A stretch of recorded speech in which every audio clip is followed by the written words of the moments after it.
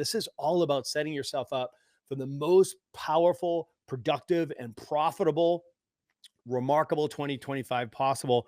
I can't overemphasize the importance of these 2 episodes, Dr. Pete, in setting yourself up with goals that you know are intelligent, they're data driven, so that you're not yoking yourself or your team with goals that you've pulled out of thin air. Because if you're guessing, you're stressing yourself and you're stressing the rest of your team.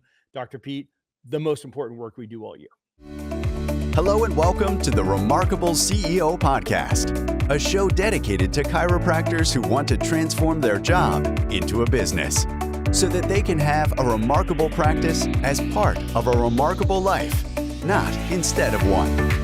With your hosts, Dr. Pete Camiolo and Dr. Stephen Franson. Welcome to another episode of the Remarkable CEO Podcast, chiropractic's #1 business podcast. I'm Dr. Pete Camiolo. And I'm Dr. Stephen Franson. And we're coming to you. It's Black Friday. And so I'm wearing black. Dr. Stephen, you got some dark on. I think we dressed appropriately coming in on this awesome Thanksgiving holiday weekend. Nothing I'd rather be doing right now than taking some time and being in the studio with you. So I am very grateful and thankful for you, sir. And just grateful for this time. I'll tell you, our topic today is going to be something I think all of you are going to get a lot from. But even if you think about, Dr. Stephen, the idea, the behavior that we go through on a Thanksgiving holiday, what are we often doing? We're looking back and we're saying, hey, this is what I'm grateful for and thankful for. So the idea of last to now and this discipline that we have built into our culture is it's actually a discipline that I think humanity actually does and should do, which is the looking back and remembering what we're grateful and thankful for. So on this Thanksgiving weekend, when we're recording this podcast, and I'm just grateful for you, sir. And I'm grateful for all of you who are listening to this podcast, regular listeners. Thank you for being a part of this program for us. Thank you for the encouragement that you share with us. Those of you who send us messages and leave us reviews and share it with your colleagues, people you care about. Very, very grateful for you and grateful to be on this journey with you. Yeah, Dr. Pete, happy Thanksgiving to you. I'm very, very thankful for you, buddy, for our friendship, for the camaraderie, the fellowship, just the to be able to be on this journey together, brothers in arms. And man, you just bring so much to our company, to our clients, to chiropractic. Man, so appreciate you. So what a pleasure to do this podcast with you. This is our touch point, right? This is like our every week we come together, and we used to say, hey, we'll do the Better Results Faster workshop every Wednesday night, not because we have to, but because we get to, right? So, and I knew that if I didn't deliver that Better Results Faster workshop from my belly, from my heart, from what was going on real time, my head would explode, right? So I feel the same way with the podcast. It's like podcast is my outlet now. I so love our Friday morning recording sessions. And I think that there's probably value to making the invisible visible. Like it's 11 o'clock in the morning right now. Like, so we meet at 9 on Fridays and we work together to craft a story, to curate a message for a series of episodes that we'll record. And, we don't hit record until we're in a state where like, yeah, we're ready to deliver. Right. So, and to know that we have something that is going to move the ball down the field for our listeners, because we're both attached to one thing, and that's better outcomes and better experiences for our clients, for chiropractors, for our listeners, for our followers, man. And today is absolutely not an exception to that. It's more than a tradition. It's more than just a fundamental. You use the right word. It's a discipline, right? It's a discipline that we do every year.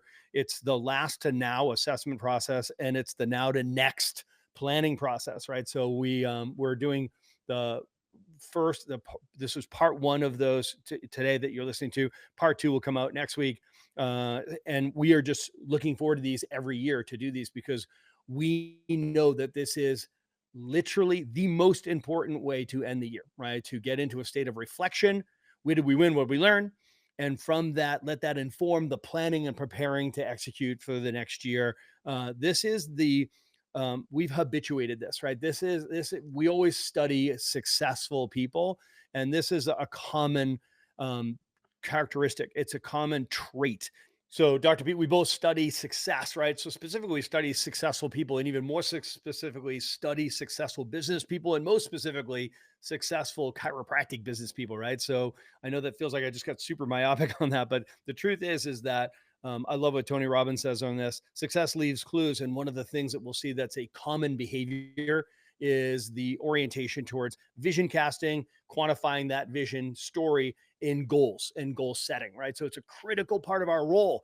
This is the Remarkable CEO podcast. If you're going to be a remarkable CEO, you are an A player, and A players need to have clarity of vision. We need to have goals. Those need to be quantified. It needs to be objective. It needs to be measurable. We need to get feedback.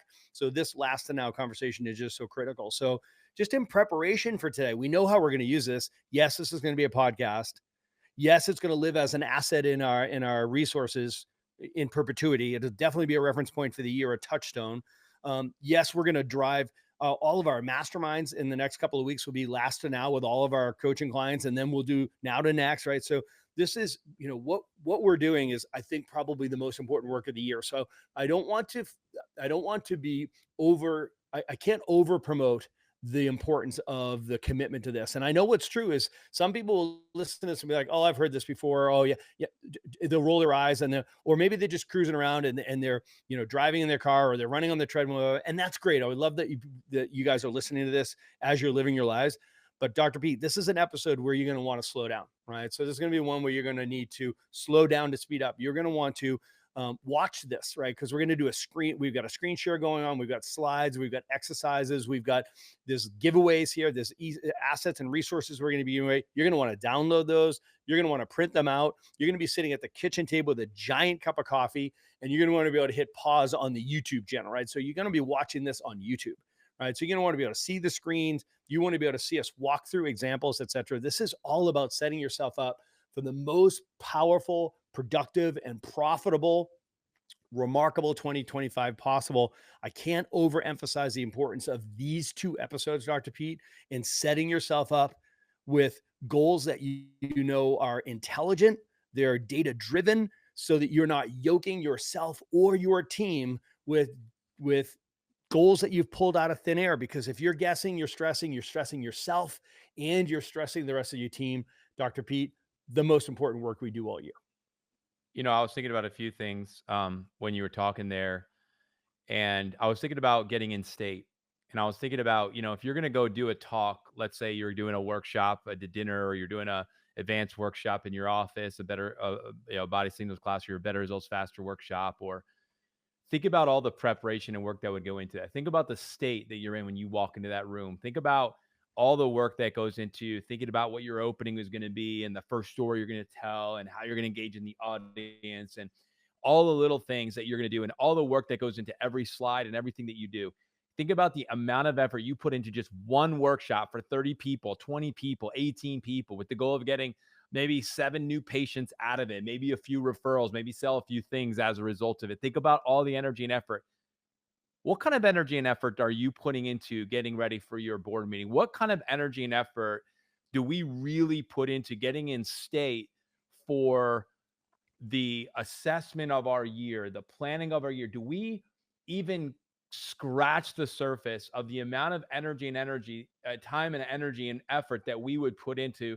And I use getting ready for a workshop an example, maybe because some of you can relate to that. I know how I prepare for things. It takes weeks of thinking about it and what's the story and stories I'm going to tell and what's the best transition that from this transition to that one. And I got to make sure that one ties in really well so no one gets lost. And think about that amount of energy and effort, that intention, that state that you are in when you execute something that's meaningful. Why? Because on the other side of that, what is there? A life to be saved. That's another patient that we can rescue from the clutches of the medical paradigm, bring them into vitalism, bring them into the truth about God's laws of health and healing, set them and their family on a trajectory that's going to change the course of history for that family forever. That's what energy goes into me making sure I execute.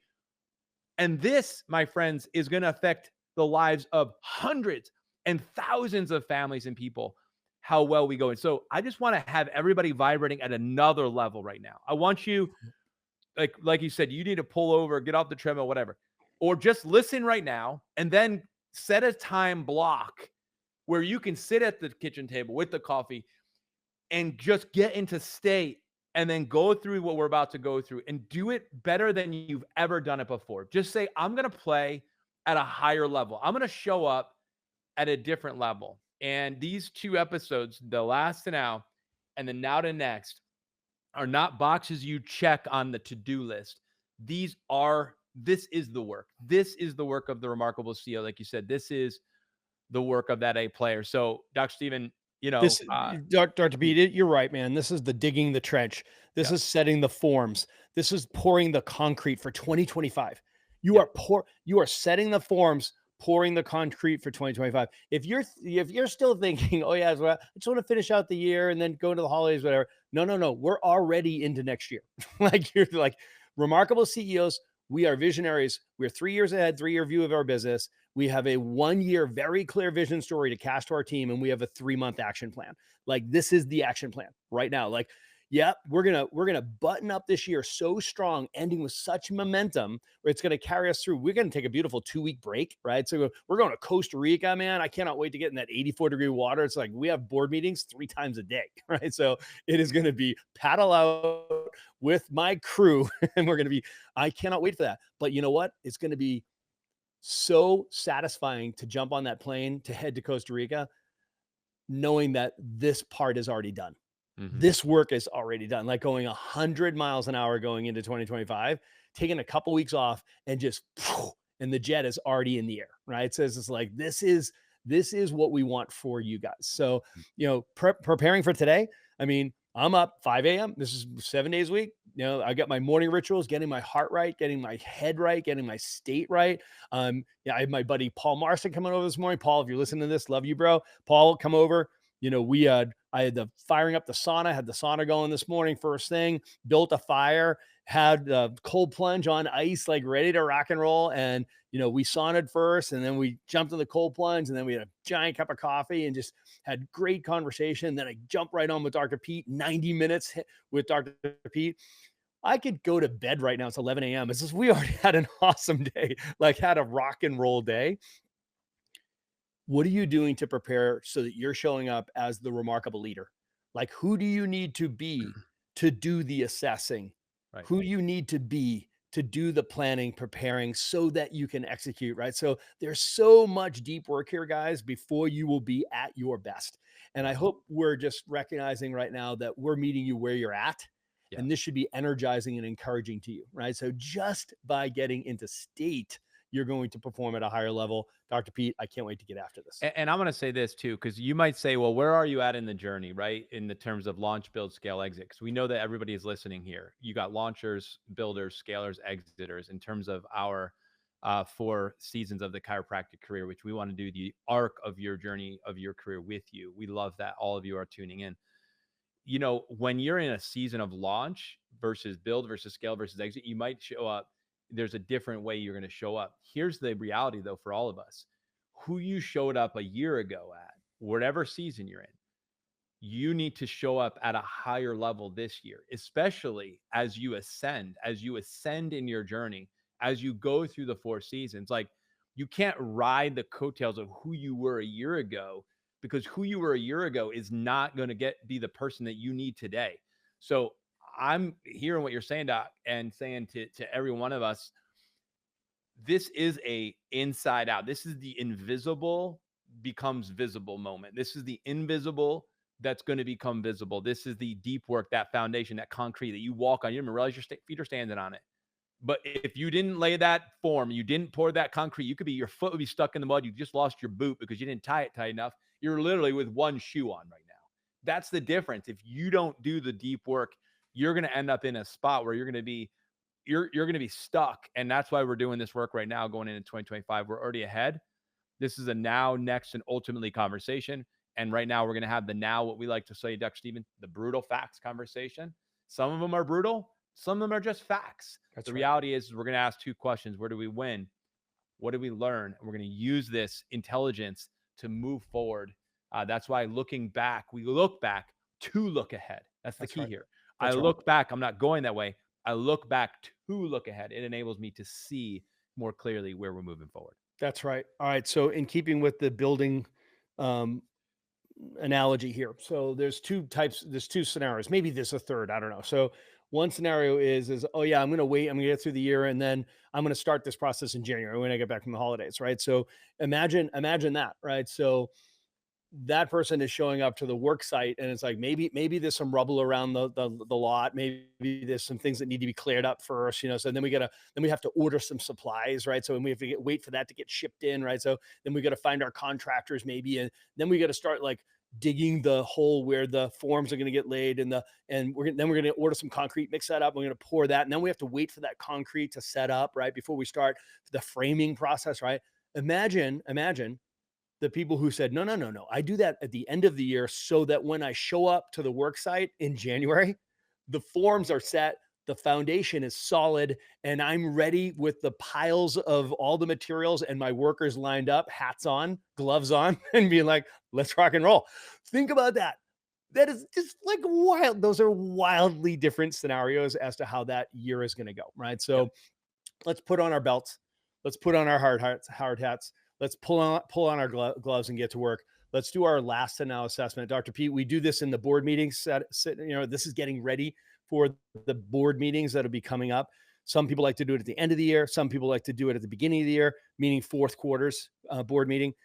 I like to straddle it. Honestly, I like to do the assessment process on the first half of it and then start to set projections in and then buttoning it up on the second half. I've always liked doing it on both sides to sort of straddle the holidays so I can get everybody sparked and clear and running and gunning on the backside of that.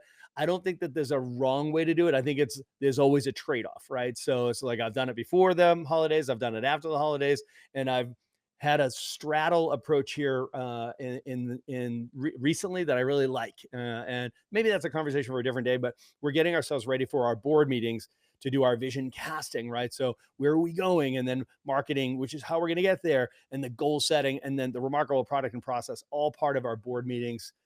I love to start here with the appear process.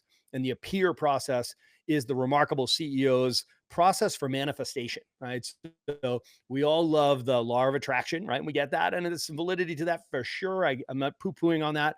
But if you're anything like me, as an entrepreneur, we love to be able to feel like we're participating. Right? I don't want to just sit there with my legs crossed, visionary, and just humming and hoping the universe is going to deliver it to me, right? So I think that God gives us a piano and he wants us to play, right? So this is like at the end of the day, we're going to participate, and this is how we make our vision of the next iteration of our business appear, right? So here's our action plan. It's assess, plan, prepare, execute, assess, report, and repeat. Dr. Pete, the looking back, the last to now is the first part of this process. And this first episode is all about assess, right? It's the assessment of 2024, looking back. Where did we win? What do we learn? And let that inform the now to next conversation that we'll have about 2025. So there's going to be a couple of different people listening right now, Doc. One of the groups of people that are going to be listening are people that have done this. Like you did this a year ago with us. So you're listening to this and you're like, oh yeah, I know about the appear process. I know about this manifestation formula. I know about being a participant. I know about this. And this is going to be, we're just going to build upon the foundation of what you know and maybe how well you did this. Some of you are listening and you've never heard this before. You're obviously familiar with the concepts of what we're discussing, but maybe you're not familiar with the appear process. So just from a high level perspective, this is a process, Dr. Stephen, that we developed just through the process of teaching and coaching, and we organized it into a acronym, which I think are really helpful. These heuristics, like you said, for memory. But the appear process is a formula. It's for the manifestation, and you use that word manifestation, and you use the word participation. This is something that you get to be a part of this process, and you invite your team into this process, and we do it together. But it starts at the top, which is with you as the leader of the organization, that visionary. And so the appear process, A, is assess, plan. P is the first P is plan. The second P is prepare. Then it's E, which is execute. Then it's A, which is assess, and then R, which is report, and then there's another R, repeat. Right. So it's a whole process. Today we're just going to be focusing on the first step, which is the A in the process, and this is a big piece of the puzzle. It's actually a significant part of the work that gets done in the appear process is the A. And oftentimes this is something that's overlooked. It's completely missed. It's just like if you're like many CEOs like myself, you like to look ahead. You don't like to look back. You much rather just all right, press delete, just let's just move on. And it's like, no. You have to look back. You have to discipline. So I want to challenge some of us who are maybe prone to just want to, close the door on that and just move forward and just kind of like start fresh. Yes, you're going to get a fresh slate of paper for the next, but you've got to be able to look back. So I just want to encourage some of you who just maybe don't necessarily like the discipline of looking back. You find it to be a bit, of a waste of time or struggle maybe. And here's one of the reasons why it may be true for you. You probably just don't have the data. You don't have the discipline in place where you've done the appear process. But if you do the appear process as we teach it, you will have all of the resources that you need, Dr. Stephen, to be able to do this in a way that's very productive. It's a productive exercise for you if you follow this process and you do it repeatedly. Like you said, discipline year over year if we do this. So I just want to encourage you, whether you're familiar with this process or unfamiliar with this process, wherever you find yourself, this is a discipline. And the first part of the discipline is looking back intentionally. And we're gonna show you how we do that. But again, if you've done this with us in the past, you know how we've done this because how you build it, right, is how we're doing it now. So starting with the A, the assess, Dr. Stephen, we're looking back. So, I love to compare the way we do it now with the way I used to do it, or we used to do it, is the pain of how I used to do it in practice, and then the pain of how I used to do it early on in our coaching business. But now across multiples, 5 different businesses, this is how we do it now, right? So, Yeah. and how we've been doing it for the last 10 years. So we're just preaching what we're practicing, right? So, been there, done that, pulled the numbers out of our butts, hang them up on the wall in front of our team, got somewhat of a buy-in, had to coerce, convince, beg, plead, like them to get behind it. Like they knew we were guessing, and we knew that we were stressing out ourselves and we're stressing out everybody on our team because we were guessing. It wasn't data-driven, full of passion and purpose. And gosh, we believed it, right? But that's not the same as being a data-driven business. So trust me, there's an inverse relationship between your data, the levels of data that you're using, and the drama that you'll have in your life and in your business and on your team, right? So in a high data environment, you have low drama. In a low data environment, you have high drama. So if you're anything like me, I'm allergic to drama. Ask anybody that works with me or is around me. It's like, I just am allergic to drama. It's like, how do you offset drama? Have more data, right? So we love to say you should be 1 part gut, 2 parts data. That means 1 part instinct. Bring all of that talent and experience and your instincts with you. Don't abandon those at all. Just buttress that instinct with data, right? So we want to make sure we're running data-driven businesses. I can tell you now, every year we get better at this. It's amazing to me how my COO and my CFO are able to do our projections into the years. We're talking about a multi-million dollars per quarter business. And we are nailing it within percentiles, like across the board. I'll be honest with you, I'm awestruck by it because you'll look at the beginning of the year and you'll be like, oh, okay. And away we go, right? And it's like, look at all of those numbers. Holy smokes. And then you're 3 quarters in, 4 quarters in, and we are within 2-3 clicks, 2-3 percentage points of the numbers that we projected 13, 14 months ago. It's unbelievable. And we're trying to teach you this because it creates enormous confidence for you and for your team, and also peace, peace of mind, right? So Dr. Pete, you always like to say, I like to work from rest. It's like, you need to have this peace of mind. If you're guessing, you're stressing, and the opposite of that is being data driven. So this is what that looks like. It's something that we teach. It's called the base case. When we look at base case scenarios, Again, get on YouTube with us right now, guys. You should be looking at the screen. You're going to want to be looking at the screen during this conversation today, right? So we're looking at the base case scenario. Everybody talks about best case scenario. Everybody talks about worst case scenario, but nobody talks about base case scenario. And base case scenarios from statistics, this is statistically the most likely scenario, right? So, what is the best predictor of the next 12 months performance? It's the last 12 months performance. The expression, what's the best predictor of tomorrow's weather? Yesterday's weather. Okay. So what we want to do is we want to look back and we want to say, okay, so what did we do in 2024 compared to what we did in 2023? That's going to be the best predictor of what we're going to do in 2025 compared to what we did in 2024. Right. So we like to use revenue because frankly, all roads lead to revenue and profit. Right. So it's like, let's talk about revenue. Let's use top line revenue, right? Or what we call collections in chiropractic, right? So top line revenue, because everything else should drive revenue, right? Mhm. So driving revenue is the priority here. Okay. So, and you can extrapolate out all of your other operational performance metrics from top line revenue. We're going to show you exactly how to do that. And we're going to give you the tool to use. Okay. So, guys, you're going to get a lot out of this episode if you apply yourself, right? So, first thing I want you to understand is the power of base case scenario in predicting and setting your goals. All right. So let's say in 2022, you did $1 million, and in 2023, you grew to $1.2 million. That is a 20% top line revenue growth, or year over year. Okay. Year over year growth of 20%.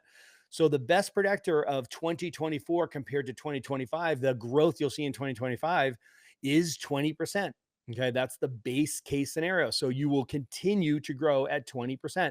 It's statistically speaking just the most likely scenario. Even if it's 50.01% likely, it's still the winner, right? It's what builds hotels in the Las Vegas. This is base case scenario, right? So this is the statistically speaking most likely scenario. So set your goals based on base case scenario. We're going to show you how to do that and extrapolate backwards all of the operational performance metrics through attraction or marketing and lead generation, through sales or the conversion process, through delivery or your retention process, all the way through to the financials, right? So the collection side of it. Dr. Pete, base case scenario is how you set your goals and you set yourself and your team up to win. So if you're looking at this screen, you're thinking, okay, Doc, I'm tracking with you. I see it. I see base. I see worst. I see best. I just want to make sure everyone, if you're like me, you're probably thinking about all the things. We want you just to focus on base right now. That's what we're doing. There is a best. There is a worst. Now, if you want to, learn more about this, you can go back to other episodes that we've done where we taught, what we call goal setting. So if you go to the remarkablepractice.com, you go to the podcast section and you just type into the search, just put goal setting. There's actually several episodes, Dr. Stephen, that we've done historically on this. So I know we're not going to be able to do a full episode just on goal setting and differentiating base and best and base and worst and how you navigate all that.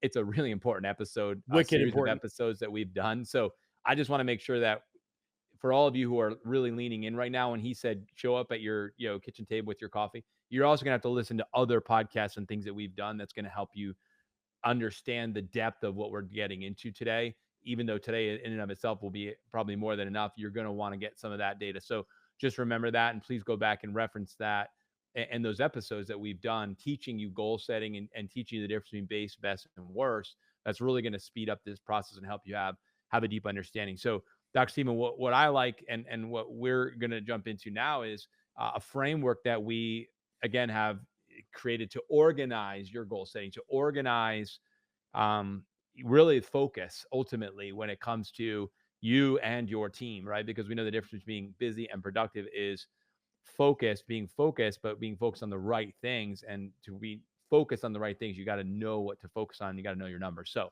data, Dr. Stephen, there's no better framework that I've found. And this is great feedback we've gotten from our CEOs is how powerful this one tool is. So this is going to be one of the things we're going to give away today for you. So it's called the Lead Flow Worksheet. It'll be in the show notes. You can download that and make sure you do. You're going to want to get a few of them. You're not going to need just one. You're going to need a little stack of them. You'll be printing out copies of this. Yeah, printing multiple copies. So print a bunch of copies of this bad boy because you're going to need it for just even this episode. And just doing the work, and don't get worried if you kind of have to scratch it out and redo it and do it over and over again. That's actually part of the process. So it's about so this is a great exercise. So Dr. Stephen, even as we go through this now, we're going to give you some examples today. We're going to give you an example of like, okay, what was it coming out of 2023, going into 2024, and here's what our performance metrics were in relationship to our goals. Use all of this as a teaching moment for you, and then you're going to leave this episode and you're going to go into your data, into your metrics, and you're going to start plugging in your actual numbers. So, Dr. Steven, for the sake of everybody who's watching, Yep. this is really going to help you. If you're just listening, again, regardless one way or the other, please print off these worksheets and use them now while we're doing this. 100%. So again, advocating for you to watch this on YouTube and follow us on YouTube, right? So when you're looking at this lead flow infographic, this tool can be used one of two ways. It can be used to set goals, and it can be used to assess how did you do relative to the goals you set. And we're going to talk about both of the ways you're going to use this tool in this episode and the next episode. And last to now and now to next, you are setting goals, and then you're comparing how did we do relative to the goals that we set. And then we're going to set the next goals after we do our assessment, right? So this tool, when you use it from the right to the left, you're reverse engineering your goals. When you use the tool from the left to the right, you're assessing how did we do with our real outcomes. Okay. So from a high level, guys, what you're looking at is we're assessing the business, right? So we're looking at this from a place of like, okay, at the core of the chiropractic business model is we have 5 domains. We've got marketing, attraction, conversion, sales, retention is delivery. Then we have team building, and then we have collections, right? So this graphic is really a representation, captures attraction, conversion, retention, and collections, right? So the team building is actually the section in the middle, which is where we're assigning KPIs so that people have accountability around this. If you want to learn more about that, make sure you come to the team building immersion. That is at the end of January, beginning of February. So 31st of January, February 1st. That's in Tampa for the US audience, the global audience. And then in Australia, it's the last weekend in February. So it's like February 28th and March 1st, if memory serves. And I'm heading over to Brisbane for that also, right? So we're going to have the team builder immersion. We're going to unpack this fully. So if you need more help with this graphic, we're going to spend a lot of time on that because this is an incredibly powerful tool that will turn your team from believers into understanders. Because you, just like your patients, you don't have to believe this. You can understand it. Once you understand it, right, then you'll have the confidence that it takes to execute it, right? So we actually teach your team how to use this so that they understand how to achieve these goals, right? So what you see at the bottom here, what we're doing is we're extrapolating out what is the average revenue per patient per month. That's one of the numbers that you're going to extrapolate out. So you're going to need how many active patients do you have and what are your collections, right? So you divide your collections by the number of total active patients you have, and that's going to give you your average revenue per patient per month. It's an important number. Everybody should understand what that number is. Imagine you had 300 customers and you collected $90,000. You take 90,000 divided by 300, and the average patient or customer pays you $300 a month. So that's a number that you want to understand, right? Because you're going to use that number. We're going to hold that as a constant. Okay. So asterisk on that, it's just holding that number as a constant.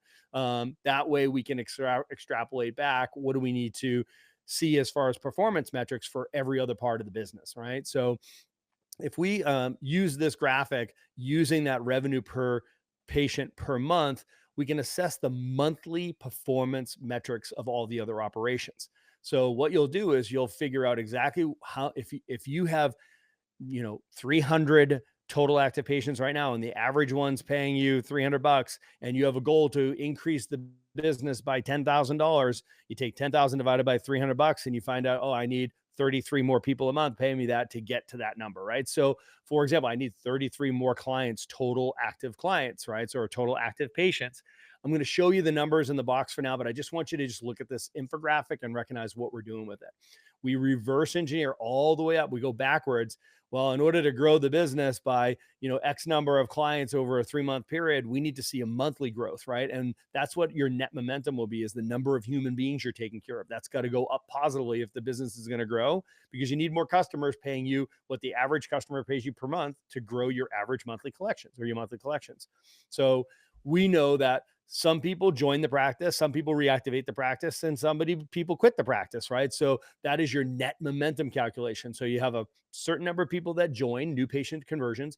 You have a certain number of people that reactivate, right? Those are reactivations. You add those two numbers together, and we have a certain number of people that quit every month, right? And that leaves us with a net momentum or a net mo. Is the practice growing or shrinking based on the number of humans that we're taking care of, right? So you can see that we can go in reverse all the way back. We know that, we've got new patients that converting, they had reported findings. Well, not everybody converts. So we have a conversion rate up top, right above that, right? So you've got a certain number of people that get reported findings, recommendations for care, and a percentage of those, your conversion rate, become new patients. That's the bubble up above there, the cell above there. Well, we know that not everybody that comes in for an exam comes back for their recommendations for care, right? So you have what's called a stick rate. So we use our historical performance and we calculate how many people that come in for a day one come back for a day two, for example, right? So that's a stick rate. We also know that not everybody that schedules to come in for a day one or a new patient exam actually shows up, and that's called a show rate. So Dr. Pete, you can see you can go all the way back from, hey, what's our net momentum? Where we growing or shrinking in the number of humans that we're taking care of, all the way back to, well, in order to hit that number with our current performance rate captured in the bubbles above, how many new patient leads do we need to have scheduled every single month in order to achieve our net momentum, right? So we can achieve our revenue goal. So now you can see there's a total intelligence, and we are not guessing at all, right? So we're using the historical performance data from the way the practice has operated for the previous 90 days to predict how is the practice most likely going to behave in the next 90 days. Dr. Pete, I love this graphic because it allows us to just intelligently reverse engineer all of our goals. It's one of the most complete exercises that you're ever going to do in your business. And as you said earlier, drama and data have an inverse relationship. This is about having the data as you assess your business and as you plan and prepare for the future. And so it's vital. Every piece of this is vital. And I think for all of you who are listening right now, and for a lot of you, we get to work with you, and we've seen the fruit of this exercise and of this tool manifest in your business, just doing this and having clarity and having visibility here. So I'm looking forward to hearing more great feedback on this, Dr. Stephen, because even the one example you gave us, which is the revenue per patient per month, this is such a powerful, some of you maybe have never thought this way before because you think, well, we do more, we're paying full model, or we have a bunch of PI, and the list goes on and on and on and on. Listen, we're just keeping it so simple for you. You heard the word average. You heard the words. Please don't over analyze this. It works. Trust me, it works. It'll all work out. You just got to trust us and trust this process. We've done this thousands of times, and you just got to trust the process. So don't get caught up in any of this. Trust the process. When you come up with that revenue per patient per month, it's exactly what Dr. Stephen just said how to do it. Don't overthink it.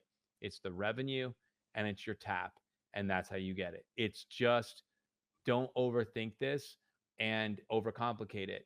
Dr. Stephen, I just have to say that because a lot of people will get frozen right here and they won't even be able to get past this one point. Yes. And so I just want everybody to don't overthink it.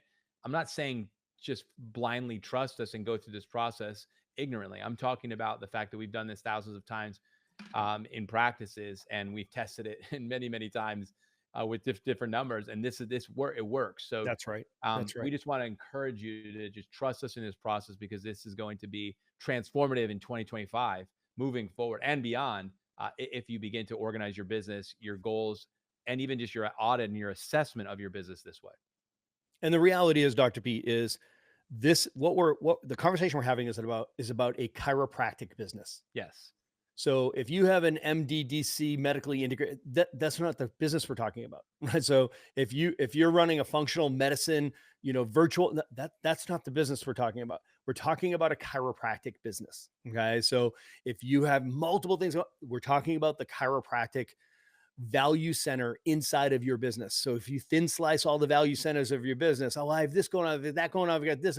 What does it cost to be a chiropractic patient in your business? That's what I'm talking about, right? So this is about your chiropractic business. So that being said, we use some examples, right? So here what we're doing is we're saying, comparing September, which is the end of Q3 in 2024, we want to set a goal for the end of Q4. You can see above, goal setting for Q4 2024. The goal is by December, we want to be collecting 100K. So we collected 90K in September. By the end of December, we want to collect 100K. So there's it won't be a perfectly linear progression, but we want to be continuing to grow, right? So there's a $10,000 delta between December and September, and we want to make that up. So we need to know how many more customers do we need to have. In this example, paying us $300 per patient per month. How many more customers? Well, it turns out that 10,000 divided by 300 is 33. So we need to go from having 300 customers to 333 customers. Okay. So total active patients, or TAP, right? So we need to go from 300 TAP to 333 TAP. Okay. We need to grow by positive 33 net mo over the next 3 months, which means on average, 3 months, take the 33, divide it by 3. Then each of the 3 months, we have to average 11. Positive 11 net mo. That's where that net mo 11 comes above, right? So now these are all your monthly performance metrics up above. Okay. So you plop that 11 right there in net mo, and then you can see these bubbles above: churn rate, reactivation rate, new patient conversion rate, stick rate, show rate. These are your historical performance metrics. This is what had happened previously in the previous 90 days or the previous 9 months, whatever represents your business best. Put those performance metrics up here and then just reverse engineer it. Right? Remember, we're goal setting. And the best way to set goals, the best predictor of tomorrow's performance is yesterday's performance. So we use real numbers here. Okay. So if you don't have these numbers, I'm knocking on your door right now. You got to get your numbers right. Like, if you don't have your data, the only thing worse than no data is the wrong data. You have to have your numbers here, right? So this is, again, we have to be a data-driven business. Otherwise, you're guessing. And when you're guessing, you're stressing you and everyone else you're going to yoke with these goals, right? So what we did here is we recognized, all right, so we have a churn rate, in other words, of 3%. In other words, on average, every month, 3% of our total active patients quit.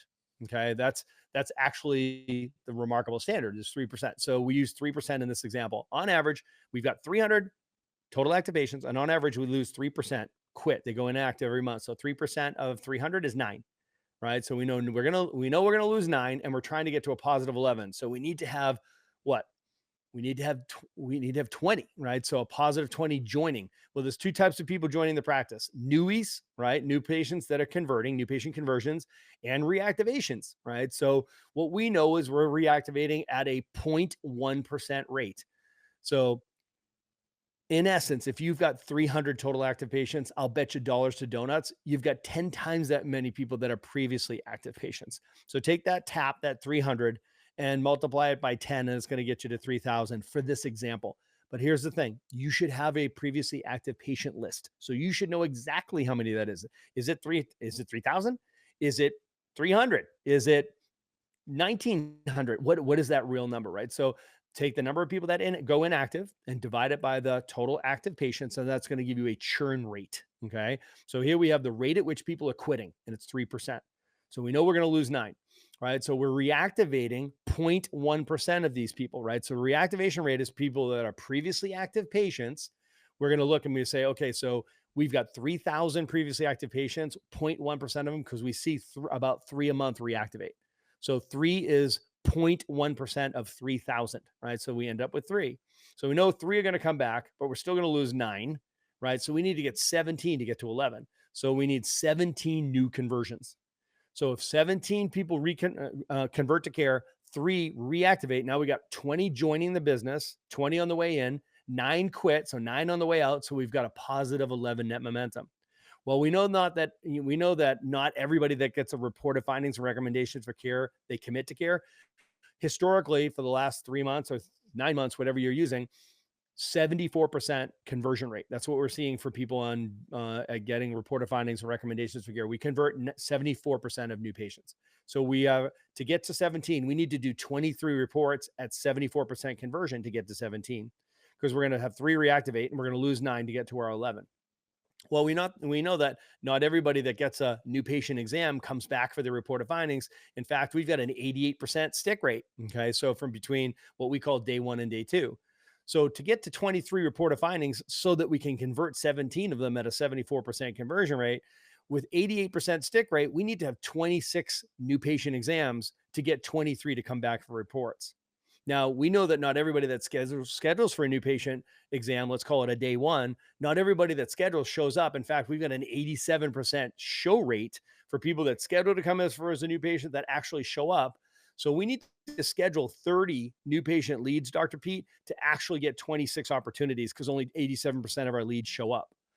88% are going to come back for the reported findings. 74% are going to convert to care. So now we have 17 new ones joining the practice. We're going to reactivate 0.1% of our previously active patients. So we got 3 more we're going to pick up every month there. So now we got 20 joining, 3% quitting because we have a 3% churn rate. 9 are going to leave. 9 is 3% of 300 total active patients. So we gain 20, we lose 9, we have a positive 11. So Dr. Pete, we distribute those 30 new patient leads across internal and external and digital lead gen, right? So now what we're seeing is just an even distribution, just for shits and giggles. We said 10 internal referrals, 10 from external activities, and 10 from digital marketing gets us 30, which gets us to our 26 day ones, which gets us to our 23 reported findings, which gets us to our 17 conversions, plus 3 reactivations, losing 9, gets us to our 11 positive net mo on average for 3 months. 11 times 3 is 33, takes our total active patients from 33 to 333, each paying $300 a month, $300 a month on average, gets us to $100,000 in December. So, Dr. Steven, this is just great. And again, like I said, if you're not watching this, it's, you're trying to track with him, and you're gonna lose him. So definitely go to YouTube and watch this and just see how it is plugged in here. It's really clearly done. What I want to make sure everybody heard was, um, because we've done these exercises a lot with CEOs, is your goal was set, okay, and then you used, Dr. Steven in this scenario used, thinking base case, he used the show rate, stick rate, conversion rate, reactivation rate, churn rate. He used those numbers that what were our actual numbers coming out of September. So he used our actual company's performance metrics. So arriving at 11 wasn't just, pulling it out of thin air or up his sleeve. It literally was, I'm going to arrive at 11. That's the goal. And so in order to arrive at 11, I'm going to use how we actually have performed with show rates from day 0 to day 1, our stick rates from day 1 to day 2, our conversion rates from day 2 to day 3, our reactivation rates, and our churn rates. Everything is actually based on real data. Like you said, you don't want to yoke your team with these unrealistic goals that everybody rolls their eyes, and here comes Dr. Steven again. Oh my God, it's a new quarter. Here we go again. Here we go. Here we go. Everybody's smiling, nod. And it's like, yeah, that's it all has to make sense. It all has to add up. So this was really, really clear. And, I will say this about the 10-10-10. That was actually based on, we have a standard as well, which is the rule of 1/3. The distribution of your new patients should be a third, a third, a third, internal, external, digital. So I like that we use that anyway, just for the sake that that's something we are driving towards. We want all of our organization, everybody that we work with, we want you to have a nice, even distribution of your new patient flow. So we're not too dependent upon one or the other at any given time. So with that, Dr. Steven, let's jump into now this scenario number 2. If you're looking at this, which is the actual. So at the end of December, we're saying, hey, this is how it shook out, for example. So let's jump in. Yeah. So, like you said, Dr. Pete, we use the tool from right to left to set the goals for Q4. And at the end of Q4, we say, okay, let's assess so we can plan to prepare to execute, to assess and report and repeat, right? So, first step in the peer process is assessing. Now we're actually going back and assessing. How did we do? On track or off track, right? So you can see this, the outcomes and actuals in the title of this one. Same tool, but these are the real numbers. This is how it shook out 90 days later. Remember, we had set a goal to have 10 internals, right? So we wanted 10 internal lead generations. Well, you can see that 8 is red, right? So that's below goal, right? So we got 8 instead of 10. Externals, we wanted to see 10. We got 5, right? So we're way off goal, right? And when it came to digital, we wanted 10 and we saw 14. So it's green, right? So you can see that this is actually above goal. We're performing above goal, right? So when we look at scheduled new patient leads, we wanted 30 to come in. We only saw 20 come in, right? So what we're seeing, or excuse me, what scheduled to come in, we wanted to get to 30. We only got to 27, which is why that number is red, right? Mhm. So But what you'll notice is that we worked on our show rate and we improved our show rate. Our show rate was 87% was where we set the goal because that was the previous quarter's performance. And we said, we can do better than that. Let's do a better show rate. And we bumped it up to 95% because we trained on it. We made it important. We put energy on it, right? So we bumped that up to 95. So we only scheduled 27 instead of 30, but look, we had 95%. So 26 of the 27 came in. That's wicked good, right? So then we look at, well, what is our stick rate between day one and day two? How many people that got a day one came back for their report of findings? We said 88% was our base case scenario. This is what we had done before. And we actually bumped that up to 92, which is great improvement, right? So we went 26 came in for their day one, 24 came back, which is great. We look at the conversion rate. The conversion rate before was at 74%. That was our previous performance metric. We said we can do better than that. And we actually worked hard and we bumped it up to 82%. We actually saw 82% conversion. So out of the 24 that actually get reports, 20 of them converted instead of 17, right? So we're doing better with fewer people because our performance went up. We tweaked that, right? And then look what we did. We took the reactivation rate from 0.1 to 0.2. And the amount of energy it takes to take a reactivation rate from 0.1 to 0.2 sounds something like this, Dr. Pete. We should really reactivate more patients. That's about how much, just bringing that into your consciousness, you can bump up your rate that much, right? So instead of just 3 a month coming back, right, we actually saw 6 a month come back, right? So that's good, right? Now we have 26 joining, right? That then blam, we get hit with this black eye right here. Oh, our churn rate increased from 3% to 5%. So our rate at which our people are quitting went from 3% of our total active patients to 5% of our total active patients. And look what happens. Instead of losing 9 per month, we lost 15. So the good news is that we actually converted 20 plus 6. So we had 26 new ones coming back. But we lost 15 instead of 9. So guess what? We landed still, and I kept us at NetMo 11. So just so that our brains didn't blow up.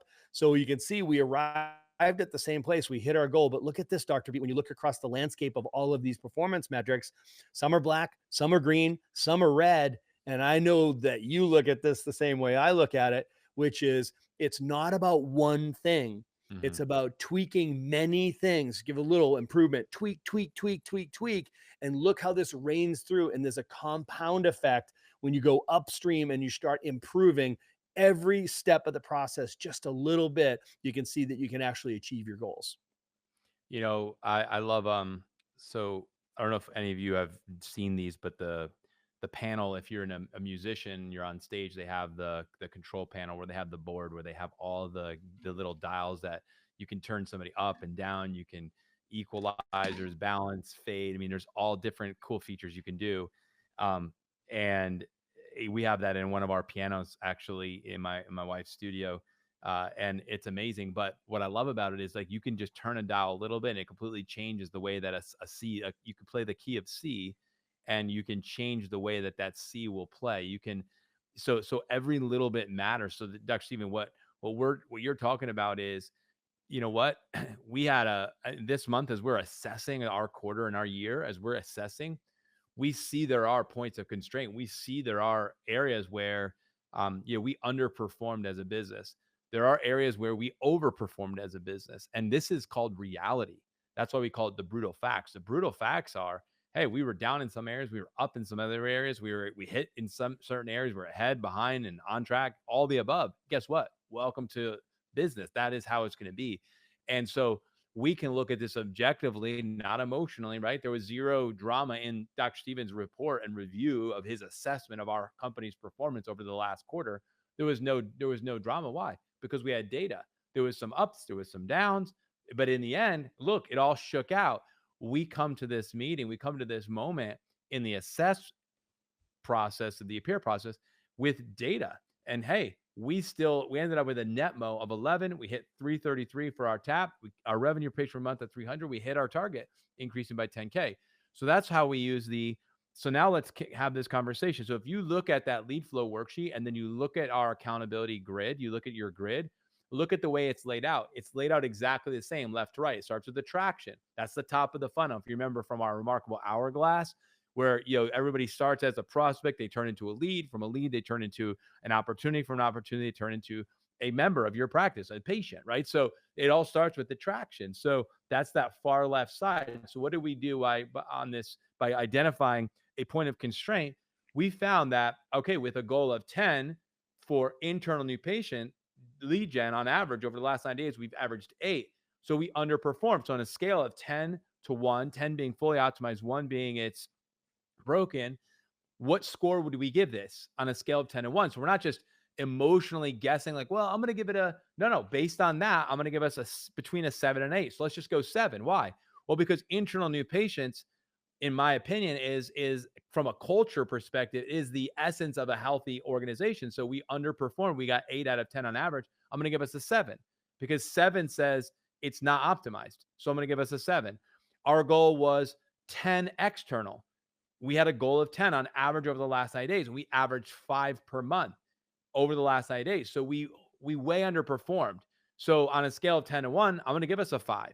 We were 50% of our goal. I'm going to give us a 5. So it's not optimized. That is a point of constraint in our business. And then of course, from a digital perspective, we had a goal of 10. With a goal of 10 digital new patients per month, we averaged 14. So we overperformed. So that's a green, and that's 10. We're going to give that a 10. So again, part of the assessment process is just be objective. Just give it an objective number. There's a few nuances here, Dr. Steve, I'm just going to touch on. Yep. If you're assessing and you're preparing for, let's say, a quarterly board meeting, which is what we're actually using this for right now, and an annual board meeting, this is a great exercise for your COO to do with you.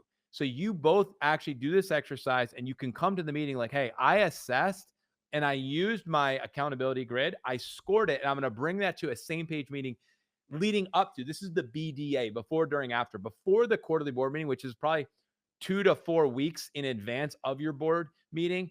At least you need to be doing these exercises. You bring this data with your COO and you begin to meet on and come into an agreement with where we are performing as an organization. And hopefully you guys are, if not on the exact same page, very close to being exactly the same in your assessment of our performance and where we found our point of constraint and how we scored that in terms of optimization.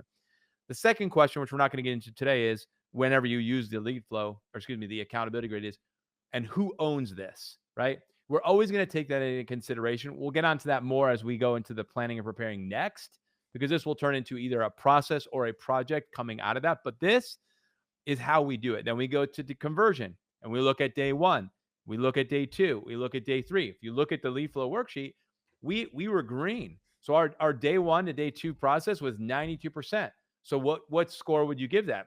I'm going to give us a 9. We crushed it. Like, we had a great quarter. We averaged 92% of our day 1s, or day 0 to day 1. We're at 95%. So I'm going to give us I'm going to give us a 9 out of that. And then our day 1 to day 2, I'm going to also give us a 9 there. So I'm going to say our day 1, we were scoring at a 9 because our day 0 to day 1 and our day 1 to day 2, we nailed it. Like, we were on track. We were ahead of track. We smashed our goal. We did great. We trained on it and we executed and we got the outcome that we wanted. That's an example of, hey, we nailed our day 1. Our day 2, same thing. We had a goal of 70, whatever it was, 4%. We hit 82%. That's 8% above goal. We nailed it, guys. And we focused on it and we got the outcome. So I'm going to score our day 2. I'm going to say, hey, you know what? We're going to give us a 9 on that as well. Why? Well, because we nailed that as well. We saw the results of the work that we put in this last 90 days to increase our goal. We increased it by 8%. This is a historical high, that we've ever had in our company's history. I want to celebrate that with everybody, and we're going to win there. And then our day 3s, I'm going to give us a 7 on that, because when we looked at our retention and when we saw where those 15 people dropped out, we saw that there was a 50% of them actually dropped out within the first 90 days of care, which means we did not do a great job, probably on day 2 as well. But I'm going to give the credit. I'm going to put it on day 3 to feel the weight of this, because our day 3 is about expectations and agreements. And I'm going to put some stress on day 4, which you'll see that when I get to the assessment of retention, right? Because I knew that because of where we saw so many people go inactive, I'm going to go back to our day 3 and our day 4 process and say, hey, you know what? We can do better there. So I'm going to give us a 7 on our day 3. And then our next area of assessment is our retention. And the first one is the education process, continuing education, table talk workshop. And what we saw was, of the people that started care, getting to the better results faster workshop, we actually only saw 73% of people make it to their BRF in their first 30 days of starting care. that is a point of constraint. And because people are not making it to the BRF, the Better Results Faster workshop, which is our day 4, which increases the likelihood they're going to become an understander and therefore stay because they understand it under care, they're staying. We did not do that. So I'm going to give us a 6 on our continuing education process. We did not nail that this quarter. And that's one of the, are you guys feeling this? This is Yeah.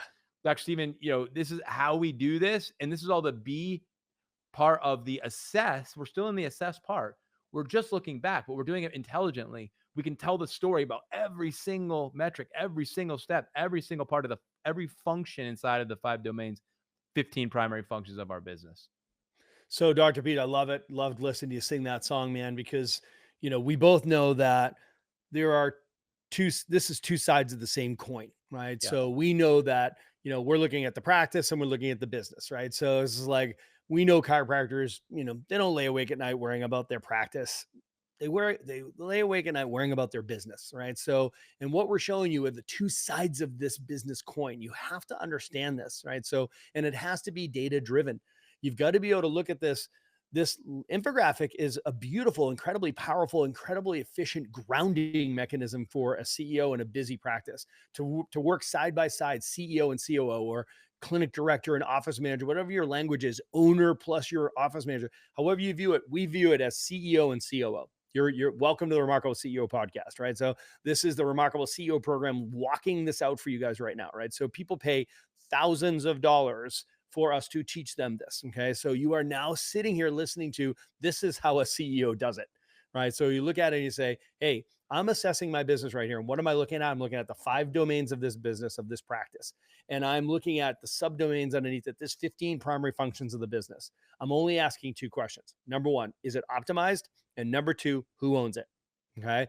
Is it optimized on a scale of 0 to 10? Is it optimized? 9s and 10s means we're crushing our goals. It's green. That's what you see here, right? So we're not guessing. It's green and we're crushing our goals. 9s and 10s.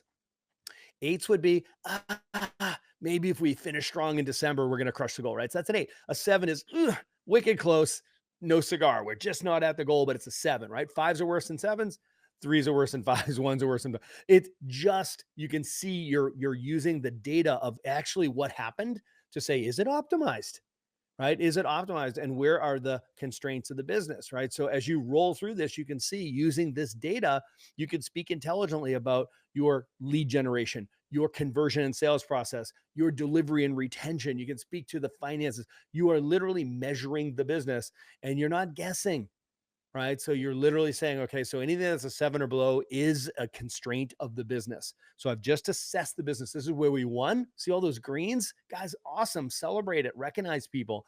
And this is what we learned, right? We learned that there's lots of opportunities here. And this is where we need to invest time, energy, focus, and money as we plan and prepare to execute in 2025, which is our next iteration. The second question is who owns it, right? So who owns it is going to be the person who's accountable to that primary function of the business and owns these KPIs. And it comes out of the middle of the chart here in many places, right? So, but ultimately every one of these boxes is chock full of KPIs. Who owns it? So Dr. Pete, as we assess the practice itself, we're looking across all 5 domains and we're simply asking those 2 questions. 0 to 10, is it optimized? Anything that is a 7 or below is a constraint of the business. Second question is who owns it? And that is the person that we will employ to fix our shit, right? So, and the way we do that is it a process or is it a project, right? So a process, we know we simply assign a KPI to the person who owns that primary function of the business. And we make sure that that's on their scorecard, right? So we're just putting energy into it, right? That's the 6th side of the Rubik's Cube, energizing it, making what's important, what you talk about is what you bring about, making sure that that lands on the scorecard. We push that plant out of the shade into the sunlight and let that thing go and grow, right? So we make it important. Or maybe it's a project in that we say, no, it's not that we're not doing enough of something or we need to do it better, we need to do it different. We're not doing it, right? So that needs to be a project. Maybe it's, man, we just don't have a reactivation program, right? So for example, it's like, let's make that a project. And in Q1 2025, we're going to make that a project. We're going to assign that to somebody and we're actually going to create a reactivation system that they will own. And in the future, it'll become a process that they'll have a KPI or KPIs around. So So Dr. Pete, this is the assess process, right? So we're assessing to prepare ourselves so that we can be informed when we plan and prepare, so that we'll be able to execute and then assess, report, and repeat. So the next time we come together, we're going to be doing the now to next conversation, right? So what we've just done is we've prepared ourselves to vision cast for next year, right? So, and the only way to do this in a remarkable way is to make sure that you're assessing first so that you're informed when you plan, to prepare, to execute, assess, and repeat. We'll see you next time on the now to next episode, part 2 of this incredibly important work. Thanks for listening to this episode of the Remarkable CEO Podcast. Remember, what the world needs now is chiropractic, and what chiropractic needs now is more successful chiropractors. If you like this podcast, please subscribe, share with a friend, and leave us a review. And if you'd like to connect with us personally, direct message us on Facebook, LinkedIn, or Instagram. Now go and be remarkable.